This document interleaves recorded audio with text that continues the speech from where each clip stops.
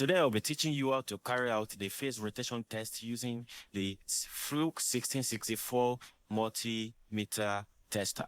First thing you need to do, switch it to the mode of phase rotation. Usually is at the bottom of it and you will see it written there. Next, you want to take note of is the outlet we have behind the tester. We have three openings that you can plug in your probes. The line, PE, which is earth, and neutral. You want to ensure that you're plugging the right one to the right place to see the desired result. You plug in the line, which is red. You just make sure you follow the color coding that is already there. Plug the red to red. Plug green probe to the green set, which is second place. Plug in the third one, which is blue. Make sure it's firmly connected and fixed properly. Once that is done, you need to make sure you on your tester.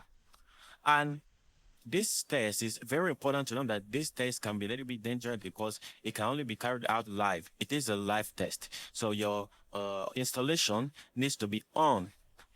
So if you are testing an electrical board, it needs to be on already. You need to be energized. So that makes it dangerous. Make sure you wear on the right PPE to carry out this test. Now, something I do personally is to use the clips that most people call the crocodile clips. It can clip onto your cables or the terminals that you want to test instead of using the other one. That way, you'll be able to carry this test hands-free and thus increasing safety while reducing the risk associated with testing live. So in this case, I'm not using any live circuit. I'll be just be using this to simulate what a test would look like. So I have this my plug here. I'll just be using that to simulate what the test look like. In your case, you make sure the red one is connected to line 1. Make sure the green is connected to line 2, and make sure the blue one is connected to line 3. Make sure you connect the right one to the right terminals to get the result. Next, you make sure it is hands-free, you're not touching anything, and you can now energize the board or whatever is it that you're testing, and now press test. Once you press test, if the phase rotation is correct, it will show you 1, 2, 3. But if it's not correct, it will show you otherwise. It might show you 2, 3, 1 or so.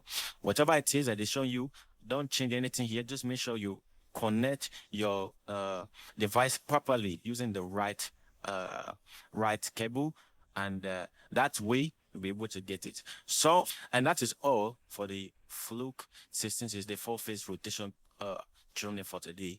If you have any question, please drop it in the comment section below. And if you have other ways of carrying out this job, please let us also know so that we can learn from you.